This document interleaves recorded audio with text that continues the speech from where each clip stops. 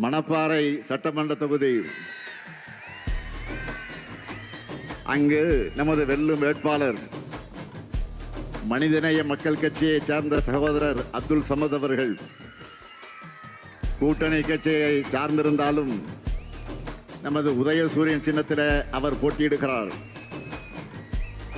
கடந்த முறை போலவே இந்த முறையும் அவருக்கு உங்களுடைய பொன்னான வாக்குகள் அளித்து அவருக்கு பெருவாரியான வாக்கு வித்தியாசத்தில் வெற்றியை தேடி தந்திட வேண்டும்.